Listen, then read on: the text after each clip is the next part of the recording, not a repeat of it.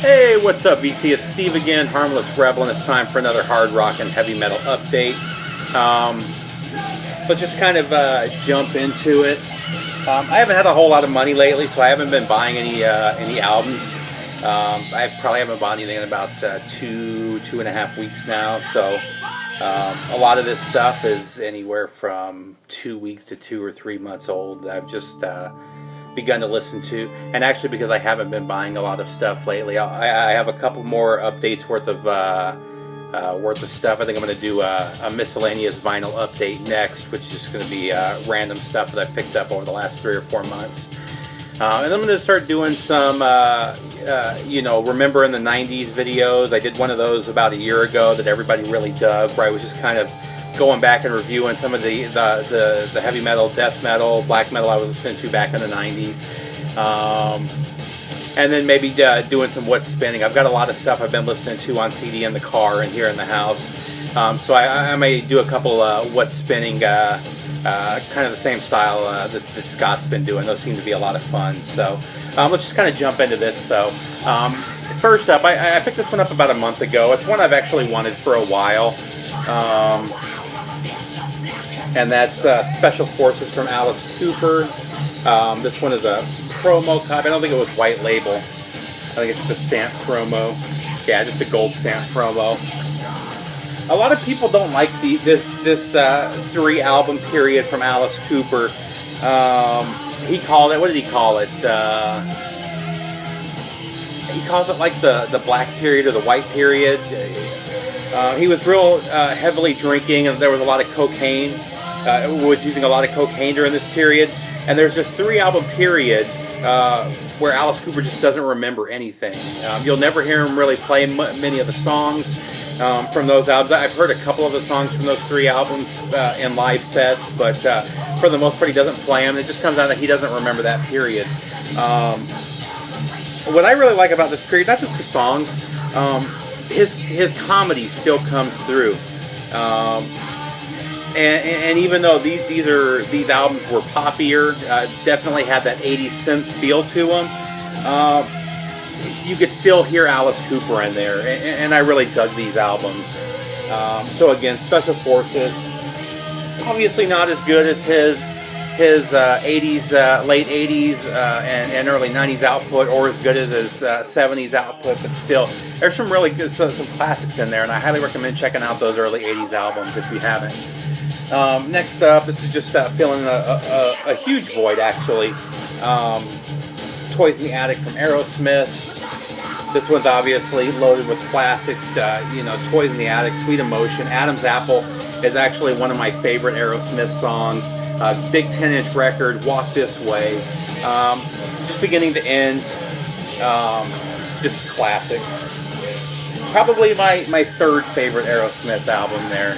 And a lot of us put that as number 1. Next up, this was an artist I had never really listened to. Actually, Scott Waters gave me his first album, so I decided to grab this one. This is Private Eyes from Tommy Bolin. Not as good as his first album. His first album is an absolute glam classic. And while there's some really good songs on here, and that heavy blues that heavy blues guitar sound is still here, there's a lot of throwaways on this album, I think, as well. I would say half of this album is just killer Tommy Bolin, and about half of it I could just kind of do without. Still a good album, though. Still worth checking out if you're a Tommy Bolin fan. Next up, this is the Stigmata 12-inch single from Ministry. I didn't really get into a lot of industrial, but some of the bands that I did like were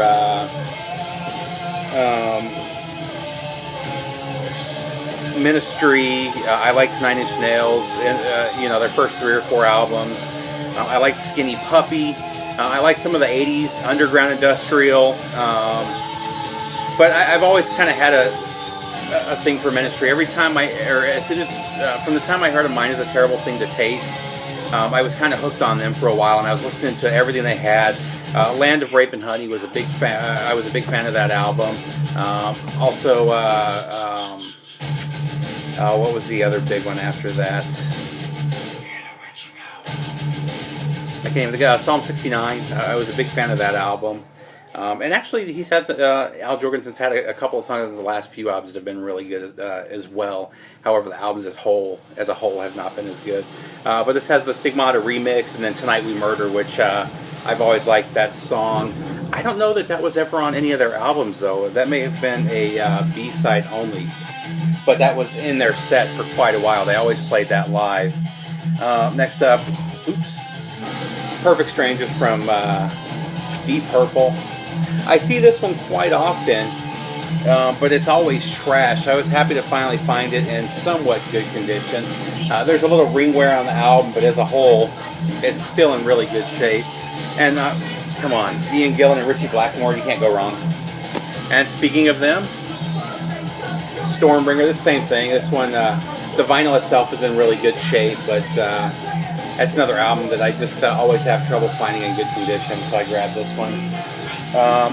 Another one, I've been looking for this for quite a while. I have it on CD. I have their second and third album, but I've always had trouble finding this first Montrose with Sammy Hagar on vocals.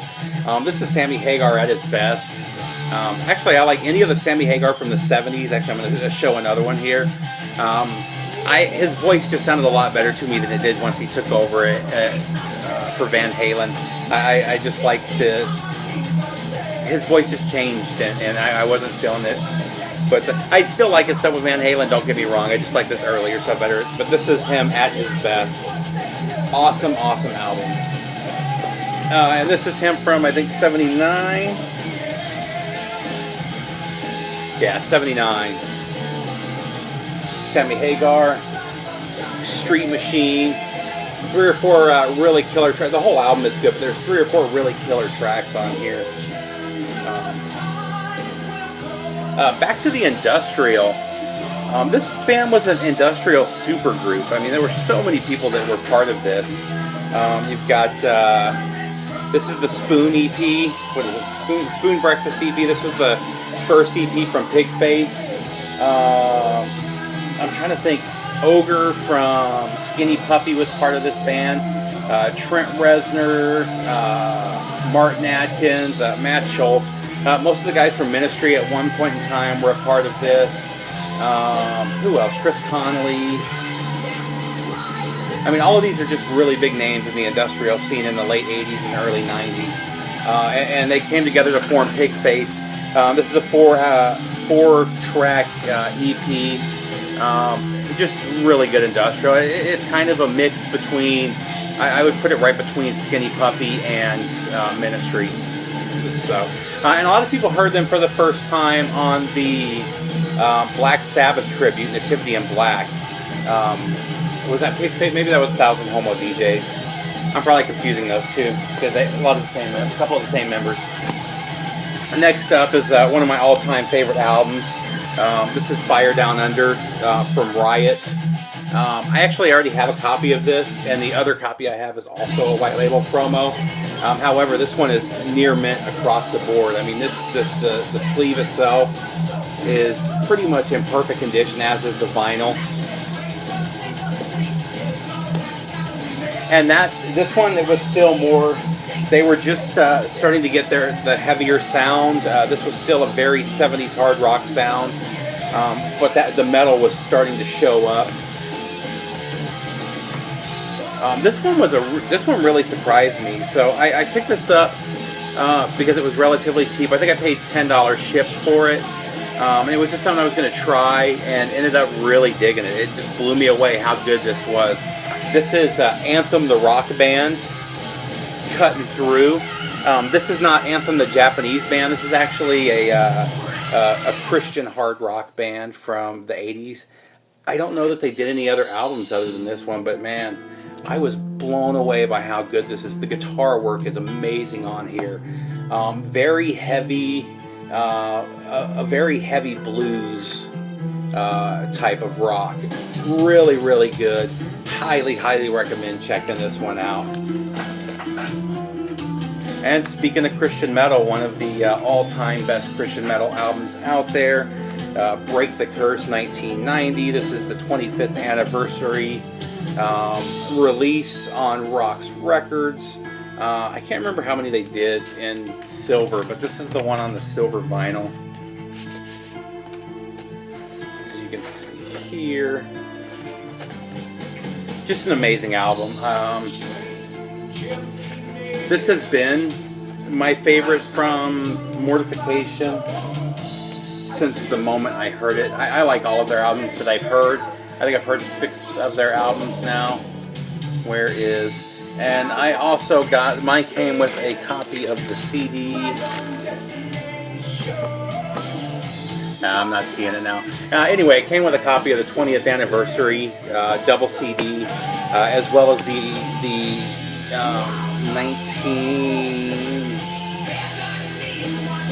2003 repress. But it was basically this and the 2 previous versions of the CD, one of which I already had. So I sent that out as BCLT, and then I'll leave the other copy sealed in here.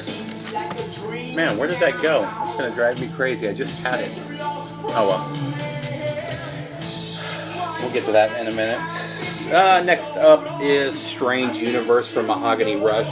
This is another album that's super hard to find. Even this, in this condition, that's the best I've ever seen this album. It's kind of a matte surface, and it just scuffs up really easily. This is Mahogany Rush, and Frank Marino as a whole, at his most Hendrix-like, I guess. The songs, I can definitely hear different elements of Hendrix in almost every song in here. Different songs remind me of different periods in Hendrix's short career, but I would say that this album so far is the one that I hear the most Hendrix influence on. Not to take anything away from Frank Marino, it's still an amazing album, beginning to end. It's not him trying to copy Hendrix per se, but you definitely hear that if you're familiar with Hendrix's whole catalog. Next up, I don't remember if I showed this in a video or not, but this is Wait for the Night from Virgin Steel. This is their 1983 EP on Mongol Horde. I think this was the EP between their 2nd and 3rd album, if I remember correctly. Next, we have Trash, Burn and Rock. This was kind of a blind buy. I bought it as part of a group for relatively cheap, and I really dug it. Just really good 80s metal. I'm trying to think. I don't recognize any of the members as guys that went on to other bands, but really good metal. This one too.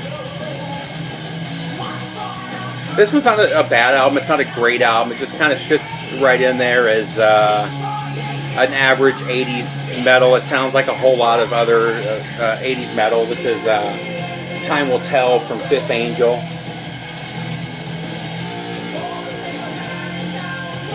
And then the final piece I needed to finish this collection. This band's amazing. I've liked all of their albums equally. This is Still in Starlight from Shock Paris. It's funny, if I remember correctly, this is their 2nd album. Their first album's near impossible to find. I found it by luck, and it was basically because the people the store where I bought it had no idea what it was, so I got it for cheap. But that thing goes for like $50 or $60. Their 3rd album, which was their last, I believe, goes for $20+. And this is the one that's just out there that everybody can find. On Auburn, this one's a promo copy. If you run across anything by Shock Paris, grab it. It's just a killer metal band. So this one. This is kind of the death of a band, I guess. Still some good songs on here, but they were just a shell of what they were 2 albums earlier. This is Vertical Smiles from Blackfoot. And this one too is a gold stamp promo. Well, I guess you could have told from that. I don't think it was a white label either.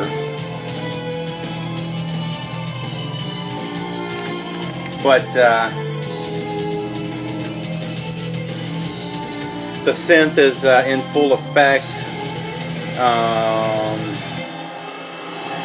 I mean, Rick Medlock is still there, but I think the keyboards just kind of destroy it. There's still a couple of really good songs on here. It's still worth picking up if you're a Blackfoot fan, but their entire sound has changed on this album. You heard it a little bit on the album prior, but this one was pretty much a complete departure. And I've heard that it's not worth getting anything that they've bought after that, or that they put out after that. I'm not sure, but so next we'll get to some of the best stuff that I've picked up. This album really blew me away. This is Roadkill from Mean Street, killer metal album. This is an all-female band. Think Original Sin, think Girl School, but heavier. There are definitely some new wave of British heavy metal elements to this, but man, this band is heavy, especially for being all female and for being all female in '88. It actually just blew me away beginning to end. The vocalist, what's her name? Bettina France, amazing vocals. A couple of the songs in here would have King Diamond saying, "Damn, she's got a high voice." She definitely hit some of those King Diamond highs. A lot of Iron Maiden influence can be heard here, but just a killer album from beginning to end. This is another one to look out for. Next up, so this is a great album, number one. But it drives me nuts. I was looking up the reviews for this before I picked it up, and I kept seeing people call it metalcore, and it drove me crazy. And it's not that I was reading reviews from random people on the internet. It was from major magazines, like Revolver had a review on it where they called it metalcore. So did. Was it Metal Injection? Called it metalcore. And it really shows that they don't know the history of metal and what the different genres actually are. This is Propane, The Final Revolution. This is them getting back to their classic sound. They departed from it for a couple of years there, and I didn't really like the direction they were going. It was still very much New York hardcore, which is what this is, guys. If you're not familiar with New York hardcore, this is kind of the epitome of what New York hardcore became in the early 90s. I've also heard people call this, what did they say? Metalcore with elements of thrash, which kind of shows me that they don't know where thrash came from, number one. Because one of the major places where we get thrash from is from hardcore. And from the New York hardcore scene, and the DC scene. The DC scene kind of moved to Washington, or I'm sorry, to New York.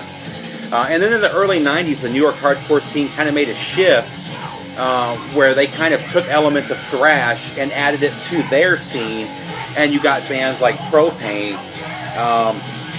And Propane, actually, the members were originally in, was it Crumbsuckers?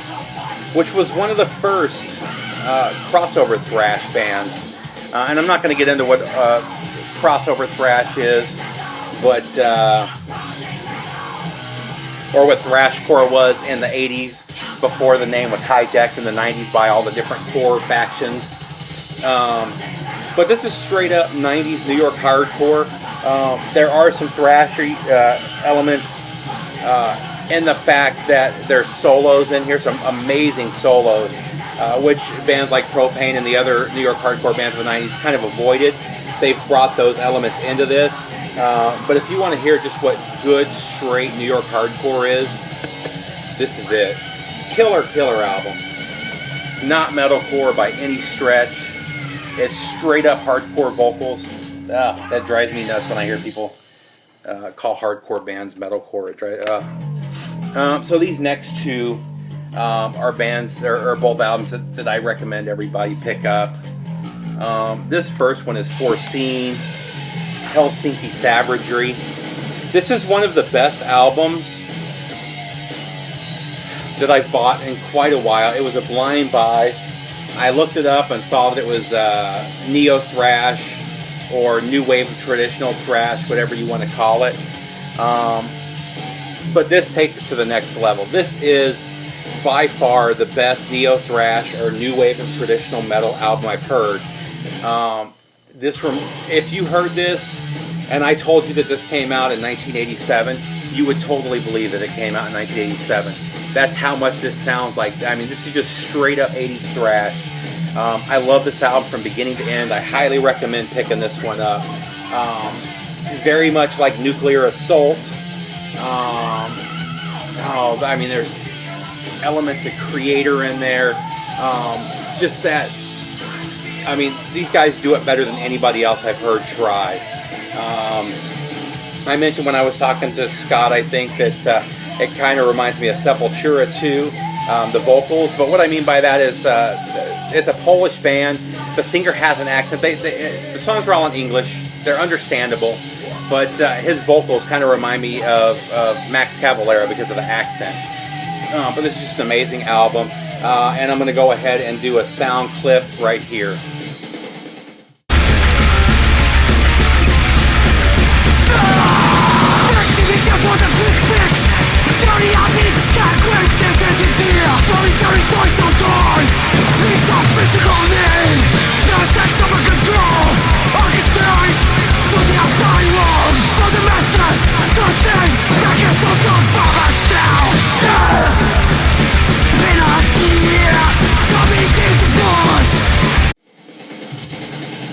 Alright, so that was Foreseen, Helsinki Slaughter. Or, I'm sorry, Helsinki Savagery. I believe they have one other album too. It may be an EP. This is not an expensive album. It's like 15 or 16 bucks on 20. I think it was 20buckspin.com. I think was the website, and that's the label that distributed it. And then on the same label, yeah, 20 bucks spin. This one I believe is also about 15 bucks. This is Mammoth Grinder. This one is also really good. This probably better compares to 80s Sepultura in that it's definitely got some thrash elements to it, but it's also got those death metal elements too, and it kind of goes back and forth between them. From what I read, Mammoth Grinder started out as a punk band, and they just got heavier with each album. This was their 4th or 5th album, and I really dug this. Again, this is another blind buy that I just grabbed. Worth checking out though. And this one is clear vinyl. And Foreseen I didn't show up, but that one's on clear blue vinyl. But let me go ahead and do a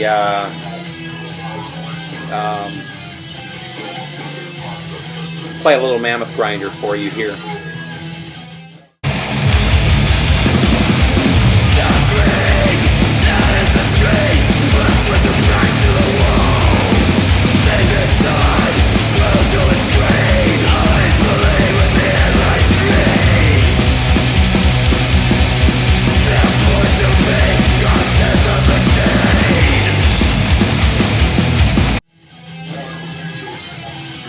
Alright guys, that was Mammoth Grinder, and that's pretty much the end of my video. I should have another one in the next few days. Actually, before I forget, in the background we're listening to City of Lost Souls from Seven Witches.